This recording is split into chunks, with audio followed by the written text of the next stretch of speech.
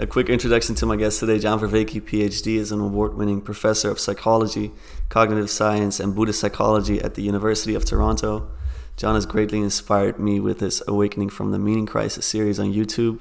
And for most of you, he will not need an introduction at all. I had a really nice time chatting with John. I think we discussed a lot of topics that he had not fully discussed publicly yet. And I hope you guys will support John and his work. His channel is linked down below. And please enjoy this episode. Go. Welcome back to the channel, guys. Today I'm joined by John Vervaeke, one man who needs no introduction on this channel, as most of you will be familiar with him. Do you mind if I call you John? Do you have a Please preferred? call me John. I'd feel much more comfortable if you did. Good. John and I, we interchanged some messages before in the summer. I requested if he wanted to come on, and he actually said yes. So that's been wonderful. And I'm glad to arrange it so quickly because I know that sometimes it can take much longer for something like Mhm. this to take hold.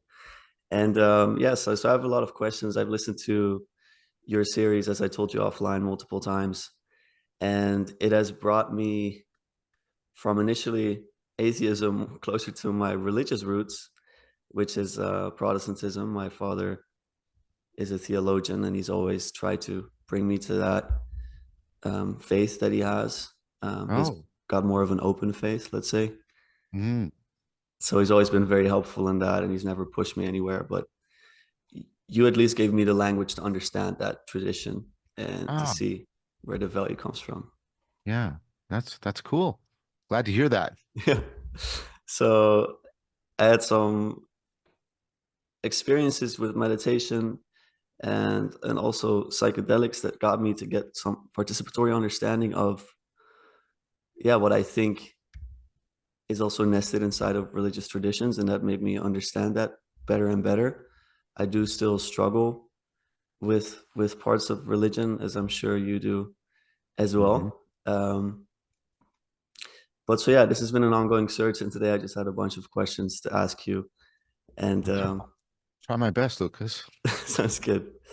I'll fire away with non-theism because this is Right. a concept that you have, I think, popularized more or less. I don't know where does its origin come from. I've seen it used here and there. I've seen related terms like anatheism and other things like that, where people are trying to articulate rejection of both theism and atheism because of a shared framework that is being rejected.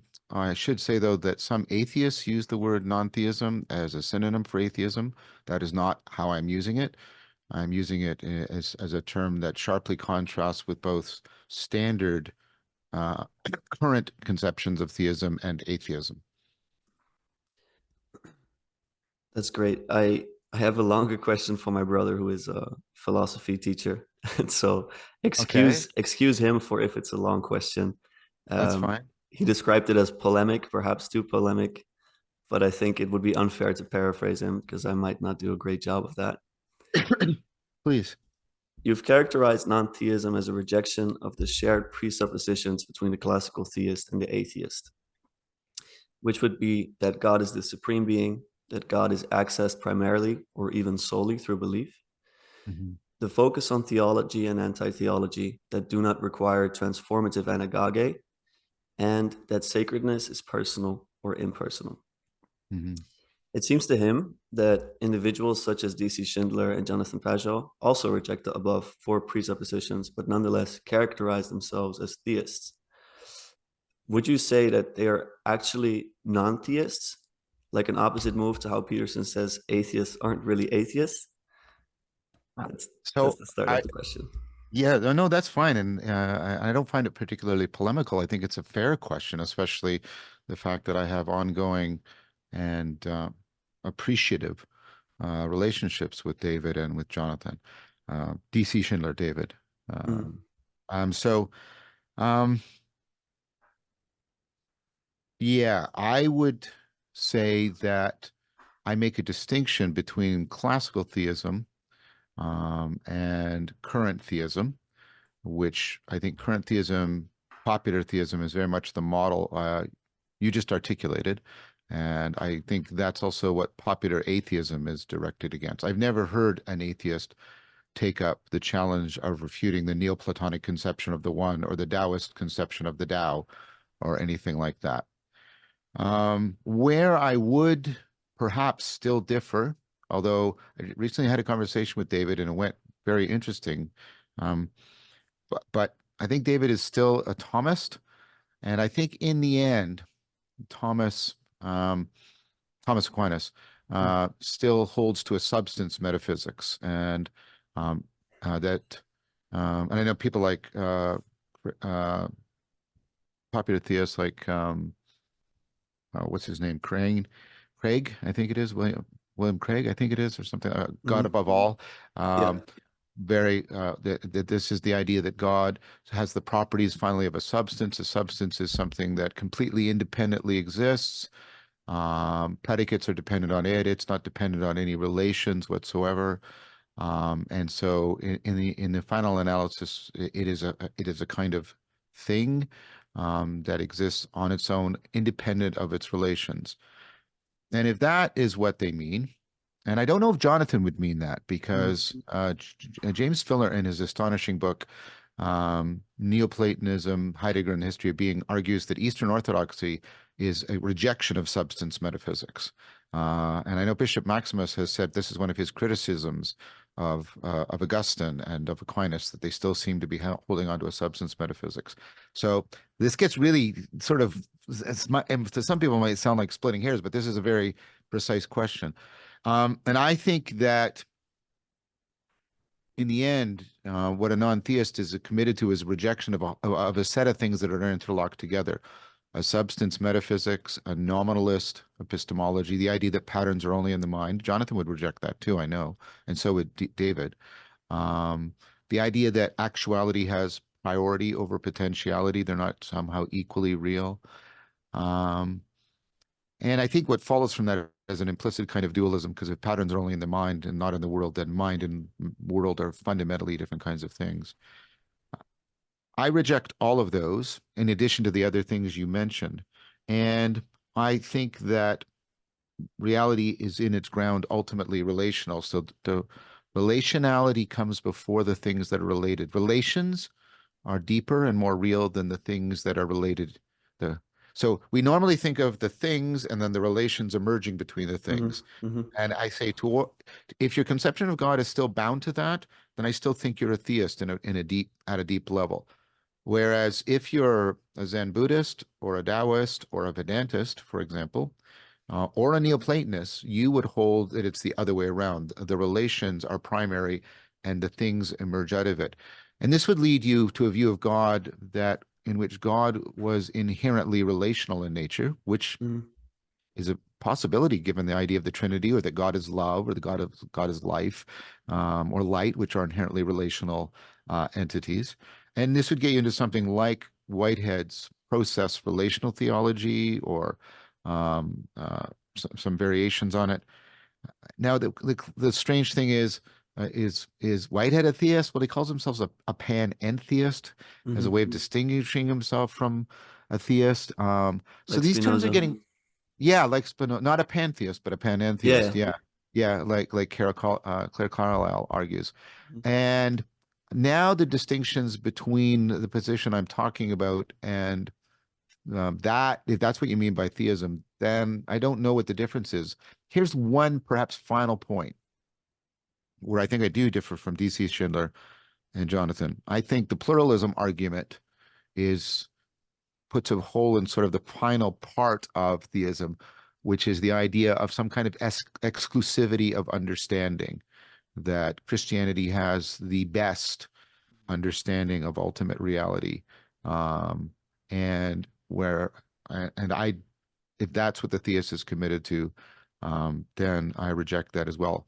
Um, and so this means rejecting all kinds of implicit things like a two worlds ontology, et cetera, et cetera. So, Yep. Lucas, that's a very hard question to answer, but I tried to give you, as That's great. quickly as I could, an answer. That's very good. I'm wondering if I myself, for example, can call myself a religious person while also being a non-theist. For example, um, I don't view Christianity necessarily above other religions, also simply because I don't understand them very well. Like Vedicism, for example, I have a lot of respect for from what I understand of it. Um, does that go together? Is that even possible? I think it's very it depends what you mean by religious. If religious, you mean if, and this is the problem because the history of the word religion, the idea of there's a particular phenomenon religion is bound up with European colonialism Yeah. and also with the Abrahamic religions, as we put it. And so Hmm. you get endless debates, and they're not really resolvable. Is Buddhism a religion? Well, there's a profound sense of ultimate reality. There's a sense of sacredness. There are priests, there are temples. People go through mystical experiences and profound transformations. They band together into communities of mutual support and moral codes. That sort of sounds like a religion, but there isn't a God. But and so you go on and on and on. And are those people religious? I think so. I think the religion means a shared spirituality and shared rituals and shared communities of practice and transformation. And there is a relationship to ultimate reality as something sacred to be profoundly loved. Hmm. And if you can say yes to those, I would say you're religious while still being a non-theist. Does that make you religious? I think so. Now I use that word very carefully because I don't want to insult people Of course. who would say John Vervaeke is not religious because he's not a Christian or a Jew or a Muslim or a Buddhist. Yeah. Uh, Of course, that uh, goes back to the modern conception of religion and religious. yes, yeah, Yeah. but I do practice and I belong to community.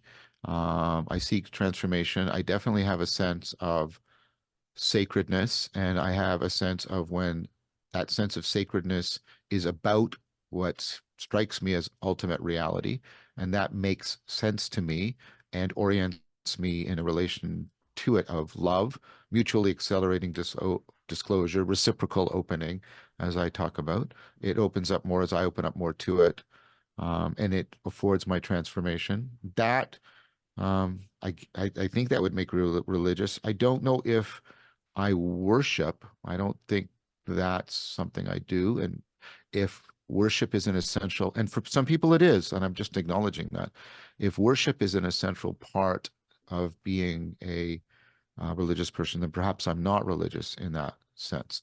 Um, I have a lot of criticisms of Gnosticism, but I like April DeConnick's proposal that the Gnostics made this radical religious revolution that we still haven't totally got in the West. And part of the problem is they wrapped it up in a whole bunch of really confusing and at sometimes dangerous stuff. But here's the radical proposal that the idea that human beings are the slaves or the servants of the gods is what Gnosticism challenged.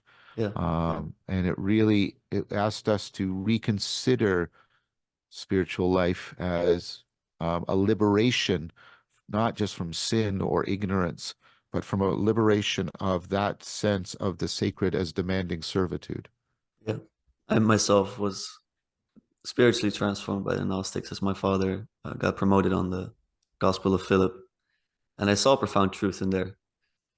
Even though, just like you, I can criticize it. Yes. I really see that criticism and seeing, for example, God as a demigod Yeah. or the like. I really understand that. Okay, that's great. Thank you so much for for your answers. I I wanted hope to, that was helpful. extremely so, Okay, really, good. absolutely. I wanted to talk a bit about Wolfgang Smith. Ah, Um, excellent. I did a series about him with Karen Wong. Yeah. She's good, Yes. huh? I like Karen a lot. Yes. And I really enjoyed your conversations with Wolfgang. I think it's a Me miracle too. we got him on the internet. Yeah. Me too. I hope I get to talk to him again. I would love it. Yeah, that would be great. I was wondering what you think of his work generally, and I was especially interested in what you think of his ideas about um, evolution because he seems to criticize it quite heavily, but in a very interesting way. And I think you are well versed enough on his ideas to respond to that. So I want to be clear. I'm ignorant about any specific arguments he's made with regarding evolution. Okay. I only talked to Wolfgang the two times, and the book I read was Vertical Causation, Yeah. because that's what I knew we were going to talk about. And there, he and I have converging arguments about the need for a leveled ontology, an emanation emergence picture. Um, so if you could present the argument to me, I'll do my best to treat it with respect. What is Wolfgang's argument about evolution? I think his main argument, and I really am not going to do it justice, but I will give it a quick go, is that it is completely bottom up. So that there, Ah, do you yes. understand where he's coming from in that? Yes, I do. I do. And Jerry Fodor, who is no theist of any kind and dead now, a great cognitive scientist, he's made similar arguments that evolution seems to require something like top down. Now, he talks about it in terms of an intentional description. I'm not sure that's what's needed. But the idea that there's a top down dimension to all of reality, that possibilities have to be organized, and what Fodor, who is no Neoplatonist by any means, uh, called the return of the laws of form. And so his book, What Darwin Got Wrong, is an argument by somebody who's clearly not religious, clearly not a Neoplatonist, clearly part of first generation cog sci, all of this stuff, a deep thinker. And I think he wouldn't like the way I'm putting this, but that an account of what's happening in evolution isn't purely bottom up. It also requires a top down. But I think that's just because if evolution is real, it partakes of all of reality, and all of reality is a simultaneous, completely interpenetrating bottom-up emergence and top-down emanation. And and this is Whitehead's point. If there's any creativity, any genuine novelty going on uh, in how things evolve or unfold, there has to be some way in which possibility is structured and organized so it doesn't come out in a cacophonous or ad hoc fashion. Great. Thank you so much. Um, Also relating to Wolfgang, are you familiar with this three worlds? I don't know if I would call it mythology. I think he calls it an ontology. Ontology, So sorry, my bad. Yeah. yeah, and there's what I can't remember his names. I know the intermediate one is the corporal Ah, world.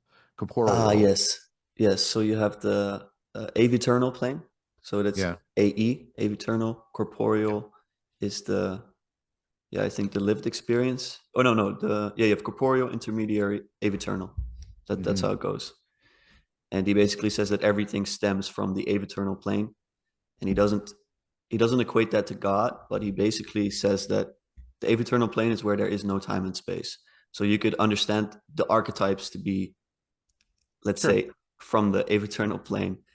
Um, yeah, I was wondering, do you like this framework at all? He says he gets it from Platonism as well as He does. It's a Platonism. Neoplatonic view, and I think there's something deeply right about it.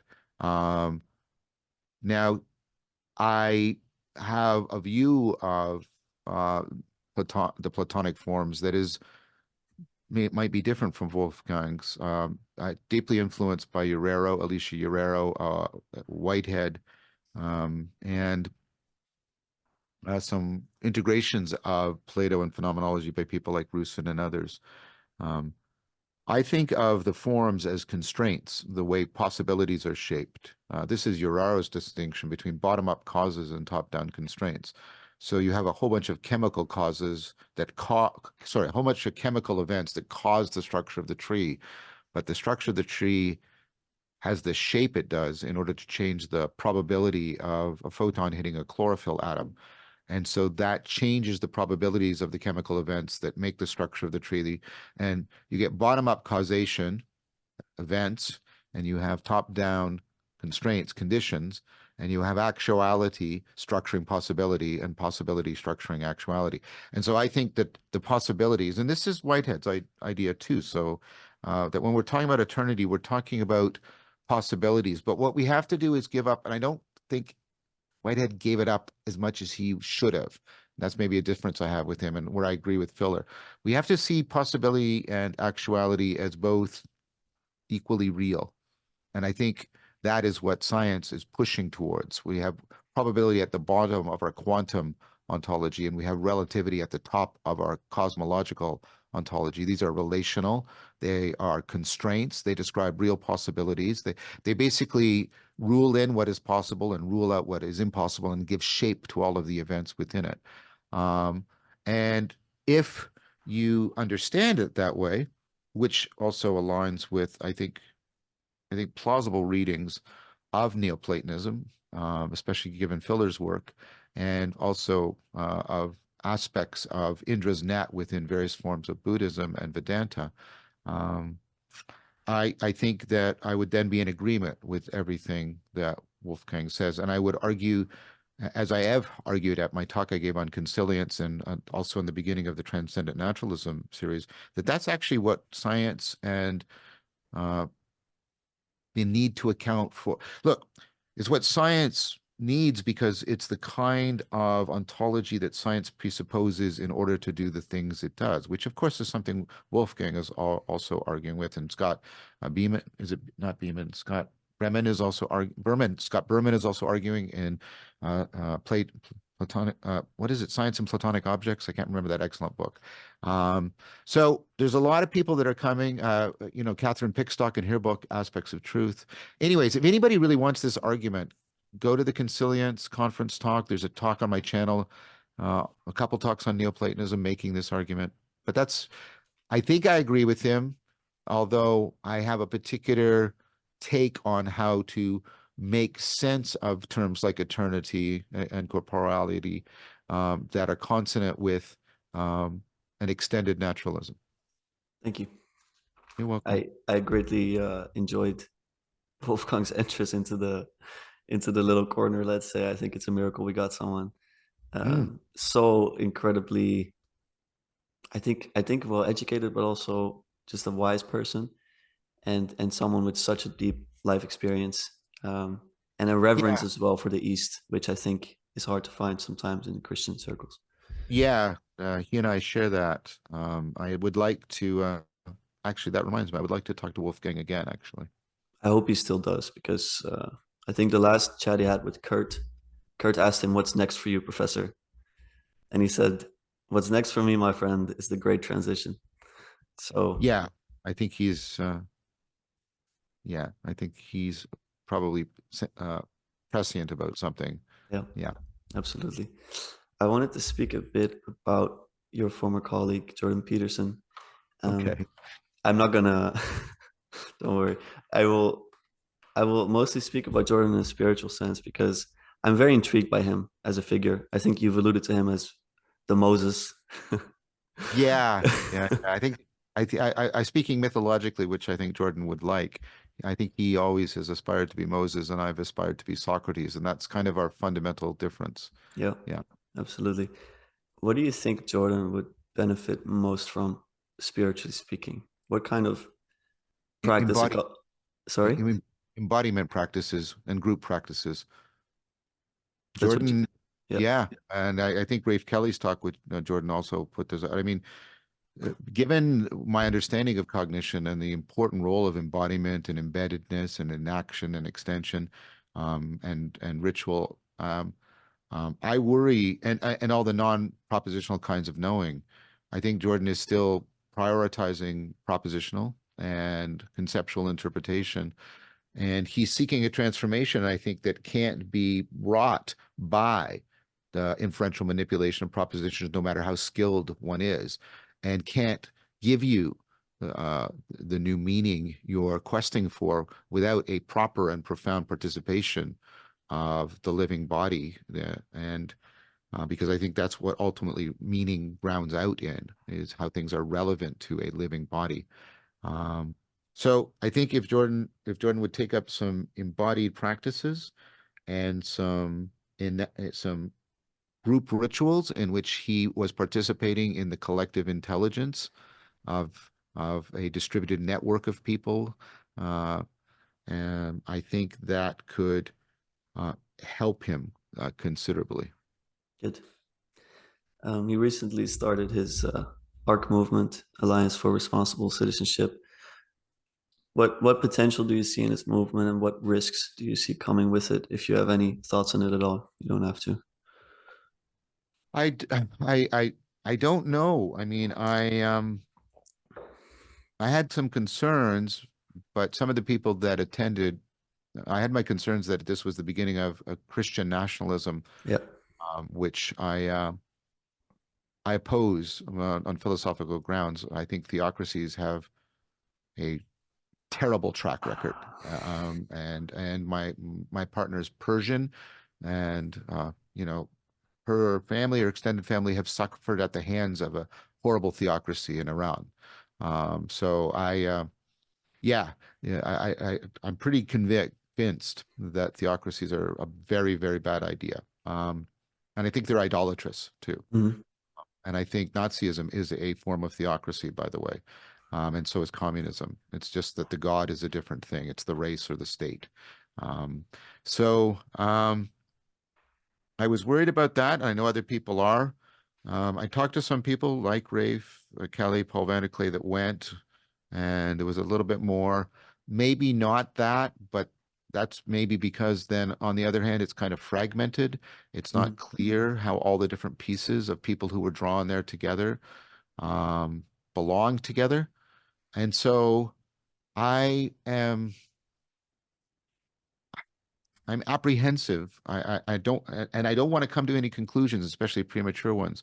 I worry that it's vacillating between being fragmentary, which is dangerous in one sense, and then coalescing around something like Christian nationalism, which is dangerous in another sense.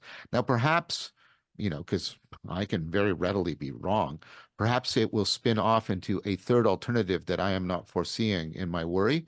And I would really welcome that if that was the case. Yeah. I am not, I'm not making a prediction. I'm trying to answer you with as much caution and concern as I can.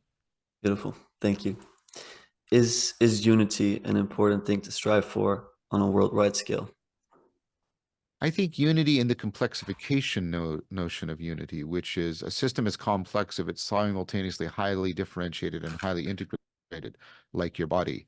I think that a simple, to use Durkheim's idea, a simple mechanical solidarity like a block of wood can't do very much that's very interesting because it is a simple unity. I think, of course, a simple set of differences without any integration is something that is dying, and that is one of my concerns with an overemphasis on diversity in our culture at the expense of understanding, yes, but how it is it, what integrates us such that we work together as a causal whole, and therefore can have emergent properties. A disintegrating system is losing properties, and a simple, homogeneous unity doesn't have very many properties to begin with. The thing that grows is a system that's simultaneously integrating and differentiating, like a living body. Thank you. You spoke a bit already about Bishop Maximus. I really, really loved your talks together. Uh, Um, one of the privileges of my life is getting to know Bishop Maximus, and we call each other friends. And I genuinely hope that I never do anything to put that friendship at risk. Um, he is a good person. And when I went to Etna and stayed at the monastery there, good people in a good community living good lives. Um, and I've told Bishop this. If I were to be a Christian, I would be an Eastern Orthodox Christian, because I think it is more close to non-theism than theism, and because I love the emphasis on ritual and non-propositional knowing.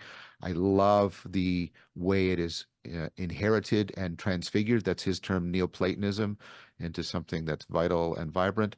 I, of course, have criticisms about it as an institution and a history, and I believe he does too. Of course, uh, he has to be careful because he is a bishop, like, and how he voices those criticisms, and as he should. That's not a criticism of him. So I think very highly of him. It looks like there's a good chance that Jordan Hall and I will be going to maybe to Etna.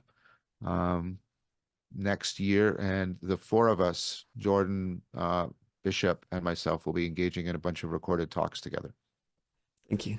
How do you think Bishop Maximus has been impacted by you? I think he paid me a really wonderful compliment. And because he's not somebody who would be given to the vanity of mere flattery or manipulation, I take it seriously. I don't know if I agree with it, but I take it seriously, and I aspire to be true to it, even if it's not completely true of me. He said he thinks I'm the greatest living philosopher. Now, I doubt that that's the case, but I think what that does is answer your question, that he thinks that the work I have been doing has provided a very important philosophical framework for people of faith. And he would admit various kinds of faith, because he knows that I am not a Christian. And I've always been honest about that. I will not be dishonest to people of good faith. I will not. And it's a proper part of how I want to maintain my relationship with him, that he and I can always be honest. And he's honest with me. He'll challenge me and say, well, this is the part I disagree with you on. And I listen because he's always insightful. But I do think he would say, I'm trying to say this as carefully as possible, that I have integrated cognitive science and Neoplatonism with respect to the meaning crisis in a way that he thinks is extremely valuable. And he would probably recommend, because he is doing it at least in practice, he's doing it de facto, maybe not de jure, that at least Eastern Orthodox Christians become more familiar with this because of its cogency and relevancy. And so I think that's how my work has impacted him, just going by what he said and how he's acted. Thank you. I wanted to speak a little about Spinoza. I've recently started reading Spinoza. He lived in the city that I live Yeah, in. excellent. And I also sent over a picture of Paul van der Klee the other day to you. We visited his grave. Have you Um, read Claire Carlisle's book, Spinoza's Religion? no, I'll write that down That immediately. is that is the single best book on Spinoza I've ever read, and I've read a lot of good books on Spinoza. Uh, Rocca's book is also really good, but Claire Carlisle's Spinoza's Religion, profound book, and especially relevant for people who are interested in Spinoza as a guide and exemplar of spirituality. Thank you. What is your relationship to his work? How did you get to know his work, and how do you feel about it now? Oh, well, Spinoza's a proper part of my internal symphony of sages. I have Socrates is in there, and Spinoza is in there, Siddhartha's in there. Um, yeah, um, I had a very profound experience when I was so when you do the ethics, you don't read the ethics in one sitting. You do it almost Lectio Divina style.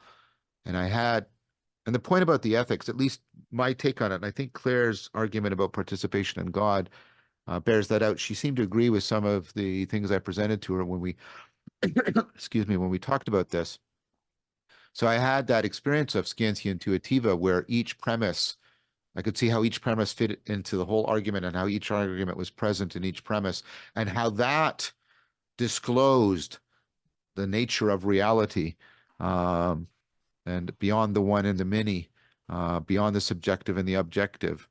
And I think, and Zevi Slavin, I think, agrees with this. His videos on YouTube on Spinoza are some of the very best. I strongly recommend them as well. Seekers of Unity, Zevi Slavin, and also some. Oh my gosh, what a wonderful person Zevi is. I hope he and I are trying to set up a time when he and I talk soon together. Mhm. But what I had is an experience that fits, I think, in this way. And I think this, I mentioned Zevi because I think Zevi would agree with this, and also Claire, that what Spinoza represents for me is a carrying of the Neoplatonic tradition of philosophy as the love of wisdom that transforms your way of life into the Cartesian scientific revolution. And he's trying to preserve that wisdom project That's why the book is called The Ethics. It doesn't mean what we mean today by ethics, about just doing the right things. It means the fundamental, what he would even call the blessed life. And he is trying to do that. And so I find he is trying to do what I most aspire to do, which is to keep science and spirituality deeply woven together. Now, he's doing it at the beginning of the scientific revolution, the first scientific revolution. And I see Whitehead doing something very similar in the Einsteinian and quantum revolutions. And so those two figures, I mean, Spinoza and I'm going to be doing the philosophical Silk Road and going to various places, and I'm going to be visiting with people, and Spinoza is going to be one of the people I visit. I'm going to go to Amsterdam and talk about Spinoza and the philosophical Silk Road, although the actual Silk Road didn't reach that way, but there's a spirit there that I'm trying to get to, because I think Spinoza was also trying to point to the God beyond the God of theism and a new way in which we could understand sacredness. And Whitehead will be one of the people accompanying me on the journey. And so I mean this poetically and dramatically and not literally. It'll be my great pleasure to sort of introduce Whitehead to Spinoza and Spinoza to Whitehead and have them talk to each other through me. Good. Thank you so much. I greatly enjoyed the theological political treatise, I think. Yeah, yeah, yeah. And he had another short, I think it's like 20 or 30 pages. I'm forgetting the name right now. Emendation of the intellect. That's it. That's it. I think he writes really in an entertaining manner. I know it's translated from Latin, of course, Yeah. but to me it reads very nicely.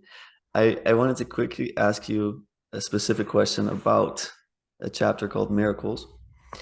Um, in nature, nothing happens that does not follow from its laws. That's what he said in this chapter. Do you Yeah. view nature and reality similarly, and do you therefore disagree with Jung's idea of synchronicities? Um, that's a harder question to answer because there's a lot of stuff that's presupposed. I agree with Spinoza that there there there aren't two worlds governed by two different kinds of laws, because that ultimately makes reality unintelligible and divided against itself, which undermines our primary way of understanding what reality is. Reality is primarily given by our sense of realness and how everything sort of hangs together. Although it also is given by the fact that we are shocked by the fact that all of our conceptions are always inadequate. So and Spinoza gets that that's what intelligibility is. It's sort of this, right? It's how everything hangs together, but how that ostends and points towards something that can't be grasped. So you get this in he tells you this right from the beginning of the ethics, you know, the nature of God is such that, infinite and infinite attributes, and we can only grasp two of them. Two out of infinity is a very small number. And so I agree with that. And I do not, and so I don't, if miracles mean something that's ultimately absurd or that involves something like one world with one set of laws intruding sort of, invasive metaphysics into our world, I reject it because I think that is fundamentally a tear in being, which is, of course, the classical description of evil. That would be profound evil, and profoundly unintelligible, and unthinkable. And so I agree with him in that sense. Now, I don't think that I agree with Spinoza's reduction. This is where I think he was too much under the influence of Descartes, of all of causation into sort of billiard ball causation. Mm, I reject that. Well, yeah, think about Wolfgang and exactly. vertical causation, and then Whitehead. It's vertical and horizontal, and that's dynamical in self-organizing, and et cetera, et cetera, et cetera. So as long as you don't pin me to that billiard ball model of causation, I agree with what I think to be the core of Spinoza's proposal, which is miracles fundamentally would represent a tear in being and reality. Yeah, And I think that that's ultimately something that makes, how would you, I mean, this is David Hume, how would you possibly get evidence for that? I yeah. mean, or you can't give evidence for it or reason to believe in it. Okay. Thank you. That's And really good. people will cite Revelation or the Bible or the Quran or something. My problem there is if that's miraculous in the sense of a world operating to other laws invading ours, then that of course is a Terran being, an assault, an invasion, etc. Yeah, and what does that make God also? I think is a Yes. good question to ask. Okay, thank you so much. And I also one more question. What yeah, would this is Spinoza's question? What would bind those two worlds together? yeah, yeah, Right? that's fair. Such, yeah, exactly. And that would be more ultimate than either one of the two worlds. Mhm. I wanted to speak a bit about Robert Breedlove. He's a thinker that Of course. yeah, I know, absolutely. Robert. You Yeah. had I think you had multiple series with him, and one that stands Two. out to me is the one you did about David Schindler's Oh, the best book ever written on Plato, Plato's Critique of Reason. And one of the great privileges of all the work I've done is I've gotten to know David as a person. He's such, I mean, he says I said, are we friends, David? And he said, well, I don't, he said, I won't extend that term until I've met somebody in person. I, I think if we do meet in persons, we would quickly cross that threshold. Wonderful, beautiful person, beautiful thinker. Plato's Critique of Impure Reason, The Catholicity of Reason, Love and the Postmodern Predicament, astonishingly good books. Thank you. Great. I wanted to zoom in a little bit on this series you did specifically with Robert because Robert tries to propose to you a theory about money as well and how money Yeah, influences the world. And I think he made this proposal in quite a beautiful manner to you. I think it was a nice way to do that. Like it built up in multiple episodes, and I think he did that quite well. How do you view that proposal? I know it's hard to speak about a topic that maybe is not completely within your expertise, but how do you look back on that now?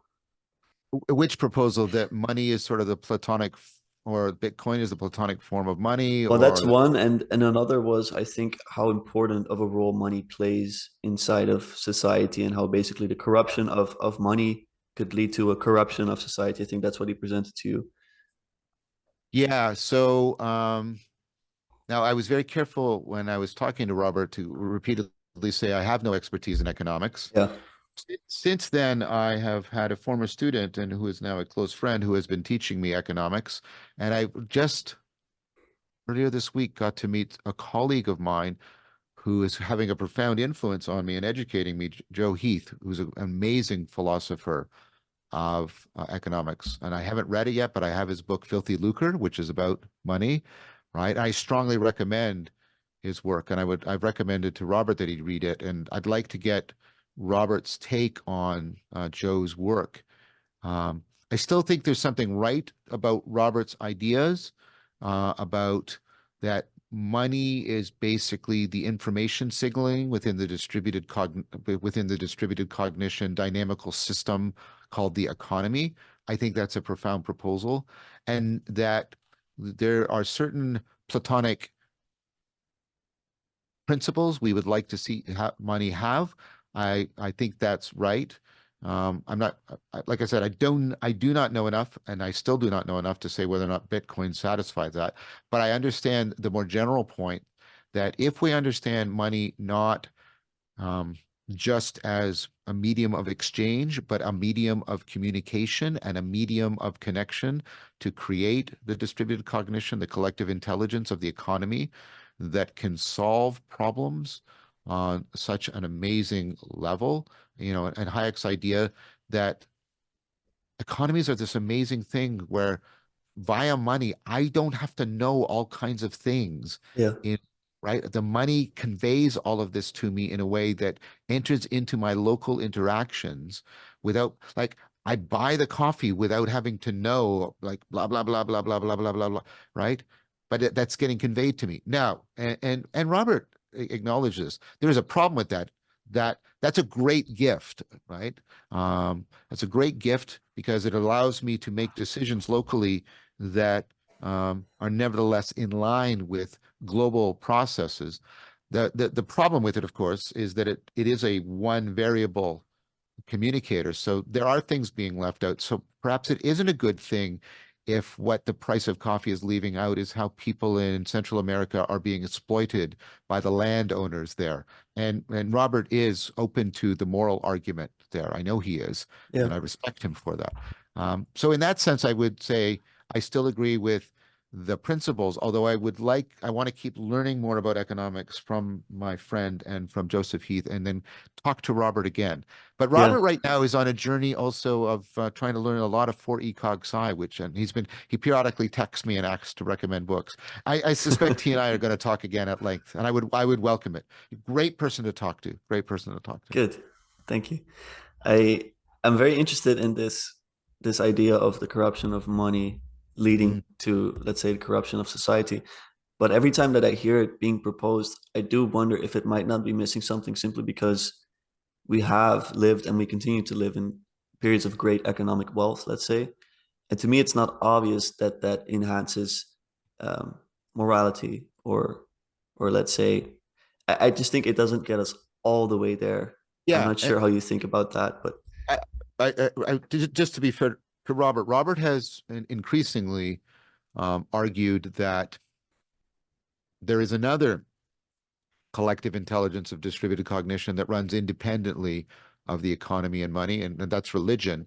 And he thinks that the two of those should have a sort of checks and balance on it. I know he doesn't argue for theocracy or anything heinous yeah. like that. And so my I think about that. I know he's opposed to fiat currency, but I've heard the argument that there have been times when what was exactly needed was a fiat currency. Like especially looks like one of the problems driving the Great Depression was um, there was an insufficiency of currency available, and that was Mm. actually stymieing things.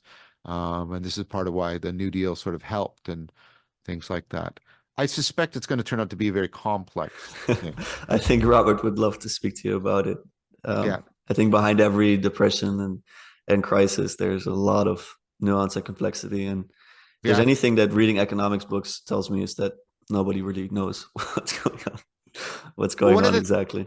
one of the things I like about Joe Heath is Joe Heath has sort of stepped aside, he's a philosopher. He's stepped aside from sort of the pretense that economics is a science and Yeah. made the argument that it is much more a philosophical endeavor. But that doesn't mean it's sort of sitting around smoking cigarettes and saying whatever you think. It's a rigorous, theoretical, argumentative, but also prescriptive endeavor. And I'm getting convinced by that meta argument that we should think of economics more properly as a philosophical endeavor, like Neoplatonism, Hmm.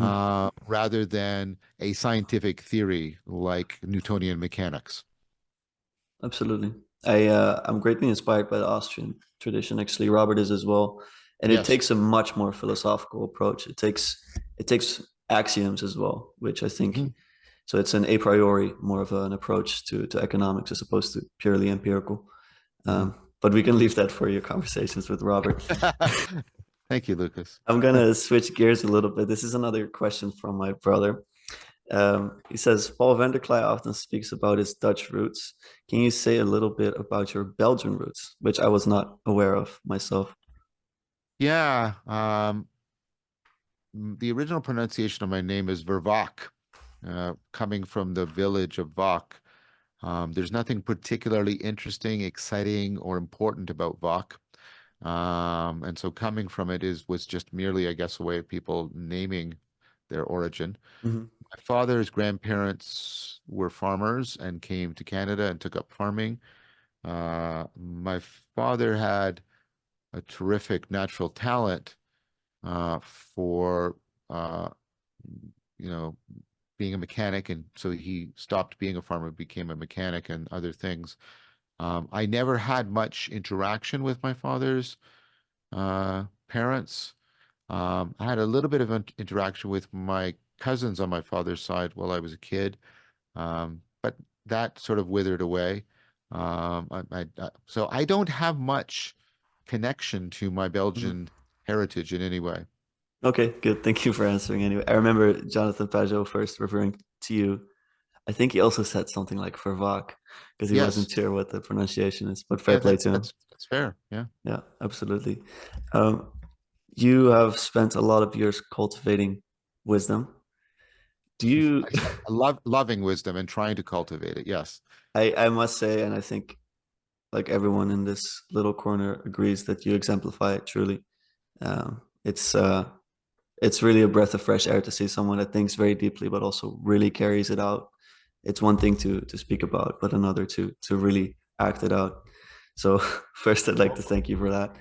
Well, thank you for saying that. I mean, that's because I aspire to be Socrates. I aspire to be Spinoza, people who both showed tremendous integrity. Please, everyone, remember, um, I, I appreciate it, and I really do aspire to live as I speak and speak as I live. And I'm also affected by the Stoics like Marcus Aurelius and Epictetus. But of course, I'm also aware of the fact that you all get to see me in very constrained circumstances where it's easy for me to be at my best. Perhaps when it's 1 a.m. and I haven't slept enough and I can't get the dishwasher to work properly, I might not seem so wise to you. I appreciate it, and I want to acknowledge it. And it's encouraging, and I do want to be a person of integrity, but I do ask people to remember that there's a somewhat artificial view of me that is just created by the medium and the way people get to interact with me. Yeah. No, that's very fair. I think not a lot of us would remain wise at 1 a.m. when the dishwasher doesn't work. I wanted to speak a bit about the Symphony of Sages you mentioned that really sparked my Yes. interest. Are you willing to speak about what the symphony exactly consists of, or was it just the three you spoke No, about? those are the three the three S's in my Jesus is also in there, and Lao Tse is in there. Um, Probably Plotinus. Hmm. Yeah, because Plotinus has this astonishing thing that I don't see anywhere else to the degree that I see it in Plotinus. When you're reading Plotinus, Spinoza is got it too, so that's why I think of Spinoza as a sage. Uh, when you're reading Plotinus, you're simultaneously reading an argument and going through a spiritual exercise, and I wish I could do that. I wish I could write and speak like that. Yeah. And so, yeah, those are my Symphony of Sages. People have pointed out that I should probably have somebody from the Confucian tradition in there and Hmm. Vedanta, and maybe the next series in which I do a deeper dive into Mencius, Confucius, and Sankara from Vedanta will result in that. Maybe Sankara will be the fourth S in my Symphony of Sages. Yes. Beautiful. You don't have any like people that are still alive in there? Um, no. I think it's dangerous to pronounce anybody as, I mean, in both the philosophical and the religious traditions, to Yeah. paint anybody as a saint or a sage until they're dead. Because you never know how human beings might turn. Yeah. Uh, and um, and I think part of what we're trying to convey with a term like sage or saint or enlightened is that their life was comprehensively be like from the period of their enlightenment or whatever on to the end, you know, exemplified that kind of shining um, transformative integrity that you were saying, you know, that everybody, in some sense, I think when they're cultivating wisdom is aspiring to. Yeah. And so I would expect that these people would even still be shining at 1 a.m. when the dishwasher is not working properly. But yeah, I've met people that I genuinely consider wise. I have been introduced to people who have been designated as enlightened. Um, but I don't internalize anybody who's still alive. Yes, Okay. that's very dangerous. Yeah, that's great. Do you think that a sage then has to be more of a symbol than a person? I think they have to be a person who was becoming a symbol in their life so that they become a personal symbol Yeah. after their I think that one of my favorite plays is Equus, and he talks about Dysart, the psychologist, talks about why is it that certain individuals or places or things are these magnets that sacredness seems to draw to and then shine forth. And that I love that play because of his deep, he confronts it and he's aware of it, but he can't realize it in Mm. himself. And he is haunted, even to some degree, tortured by that. And I identify with that. Um, these people, they become symbolic without being inflated, without becoming idols or idolatrous themselves. And there's a profound interweaving between who they are and what they say and how they act. And people keep returning to their words and their actions and having their lives renewed. Uh, I, I, uh, I don't. I share with Dysart. I share with. I still don't quite know what that final magnetic magic is that turns somebody from a philosopher into a sage. Okay. Do you see particular value in following one sage as opposed to a symphony of sages? Or do you also the other way around would be a question, I guess. I specifically argue for a symphony because I don't believe there's any panacea practice. I don't believe there's any, and I believe that for some very important, I believe, arguments from cognitive science about how cognition works, how self-deception works. There's no panacea faculty. Every faculty can deceive you. There's no panacea practice. Each practice has its benefits, but also its dark side.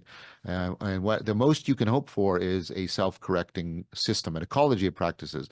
And I think you need um, something analogous to that with your sages. They have different strengths and weaknesses. Somebody famously said, one of the problems we face is that Socrates never cried and Jesus never laughed.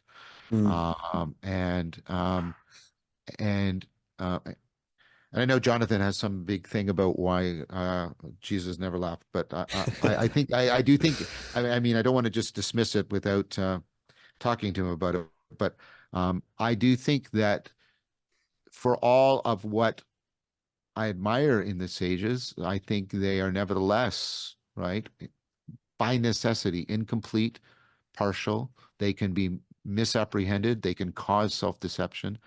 And so I argue for a symphony. And my analogy is I'm a martial artist. And we had for the longest time a lot of the purity, you just do the one art. And then what happened? MMA came along and the MMA people just keep kicking the asses of the purists. And there's good cognitive scientific reasons for that. There really is. Yeah. And that's not happenstance. That's not coincidence.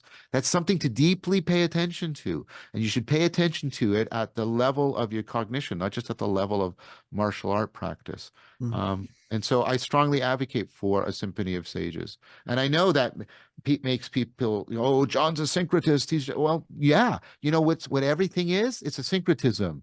Yeah. Like Christianity is a syncretism of Judaism and Platonism and and Judaism. The God of the Bible is a syncretism of El and Yahweh, who were originally two different deities.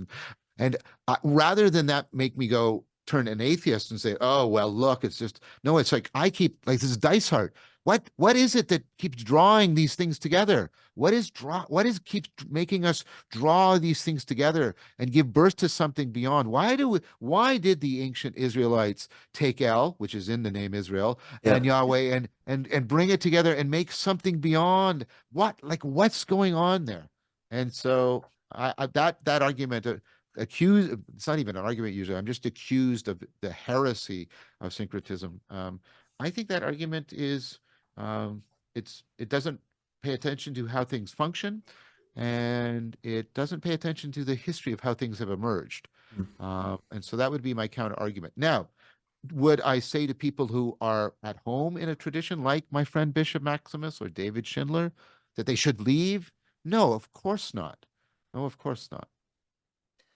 So can they follow Christ while also following, let's say, some of these other sages, or at least trying to get some of their characteristics and their qualities to implement those in their lives? I mean, you don't have to say I'm a Buddhist to I think appreciate Siddhartha or learn from him. Yeah, I mean, there's a lot of Christians who think so. And I'm going to talk about this in the Philosophical Silk Road. There's a long-standing, decades-old tradition of Zen Christianity, Zen Catholicism, Yeah. people bridging between the two, and people like flowing along into that, like Thomas Merton and others, Brother Lawrence. Um, so I think at the non-propositional level, which is sort of analogous to the MMA, right? I think that's very possible. Um, One of the reasons why I don't consider myself a Christian, there's a whole bunch of reasons. Some of them are philosophical, some of them are personal, but so this is only one. Mm. It's precisely, and I've asked this question, I think to Paul and Jonathan at one point, is I owe so much of what makes my life good and continues to make my life good continuously to Socrates, to Spinoza, to Siddhartha, to Lao Tse, to Plotinus. I would feel disloyal if I had to turn away from them, and a profound disloyalty. Um, and I asked them, is it what's your response to that? And I didn't get a, I mean, I want to be clear. They wrestle with it. This, of course, is the pluralism argument, which is one of the most problematic arguments for anybody who belongs to one specific tradition that claims a kind of exclusivity. Um, but I didn't get an answer that in any way motivated me to sever my deep ties of loyalty to Socrates and to Siddhartha, or for me to pretend that they haven't done and continue to do everything they do for me. Thank you. I I wanted to speak a little bit about Egypt, and I know it's not your expertise, but I told It's you not at offline all. Yeah. that I I study mean, it. I mean, I have an amateur interest. My son and I are both amateur historians, and I have quite a bit of amateur interest in ancient Egypt, especially the New Kingdom, and especially some figures like Thutmose III and Ramses III. Ramses III is a hero of mine in a lot of important ways. He's not a Also, sage or anything like that. Oh, well, because I mean, the Bronze Age is collapsing, right? And for all kinds of reasons. And the sea peoples are marauding in huge armies.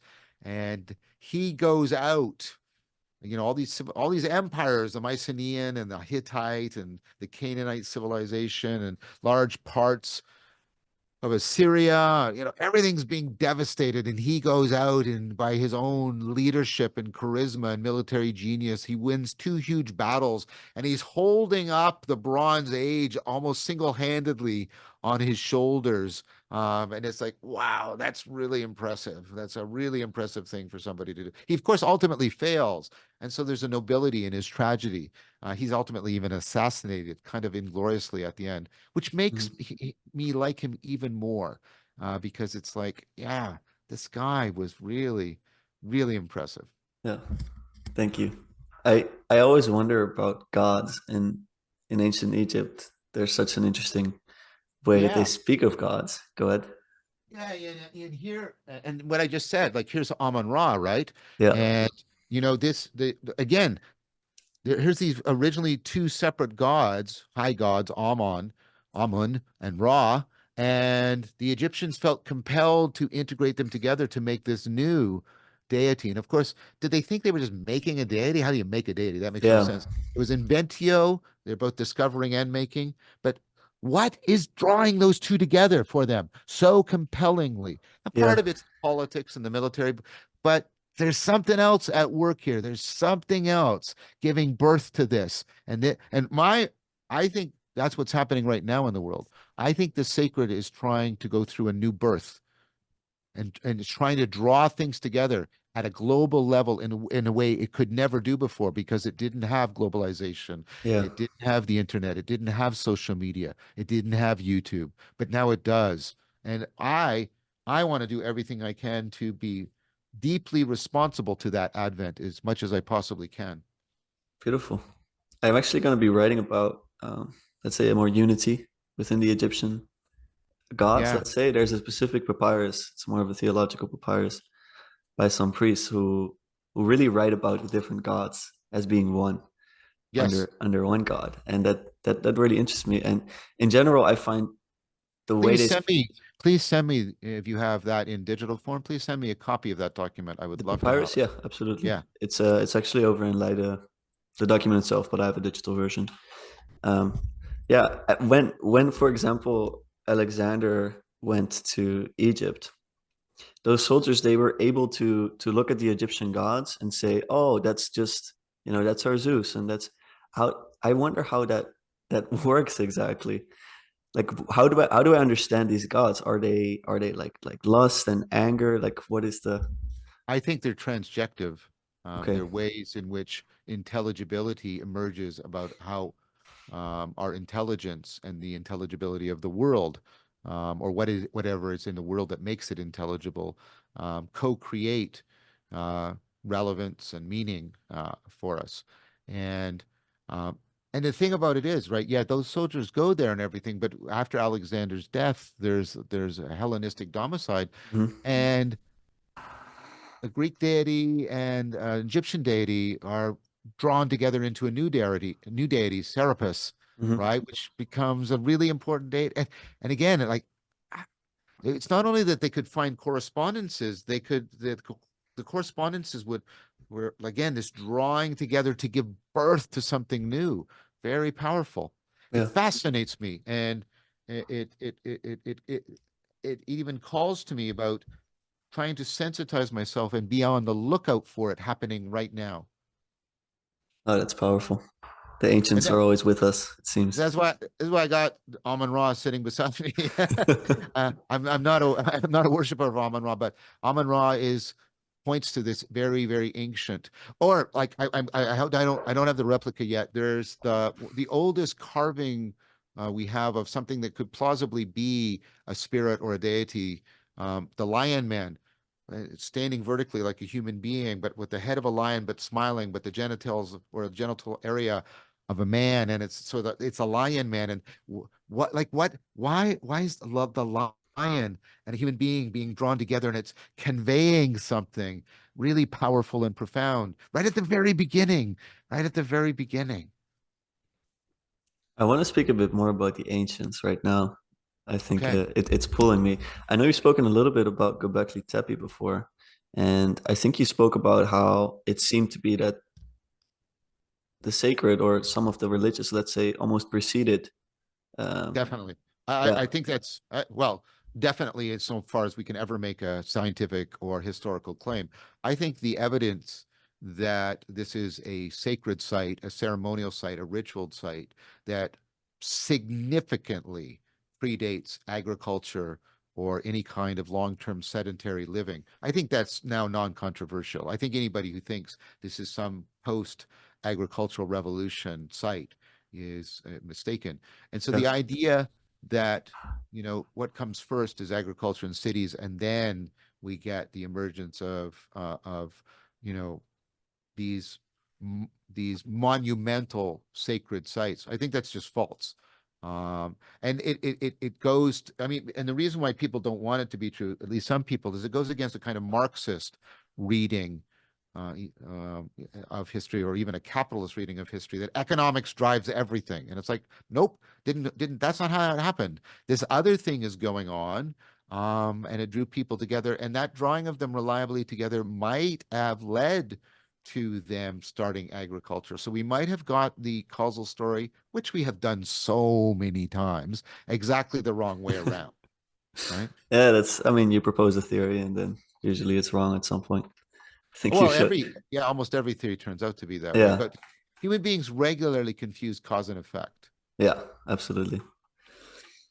Okay, I wanted to speak a little bit about death, if you don't mind. Not in a light way, of course. Sure. I think in your Awakening from the Meaning Crisis series, you said that very likely experience ends at like brain death, let's say. I think that's, Yeah. I hope I'm not mistaken here. No, Uh, that's fine. Like complete brain death. I mean, yeah, there's a lot of evidence that, well, because we are so inaccurate and even perhaps inept at saying what the neural correlate of consciousness is, we have made mistakes in saying, well, this area isn't working, so the person's unconscious. And we found out that we were wrong.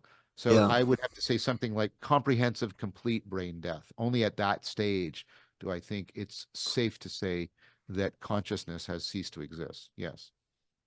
So I'll get a little personal here. I had a psychedelic experience, and you can't really trust these propositionally, as I think you Yeah, yeah. you showed pretty clearly. Yeah, yeah. Um, but here I was. To me, it was really transformational. I won't denigrate it anyway, but I came out of it with a very particular propositional claim, and it was the following.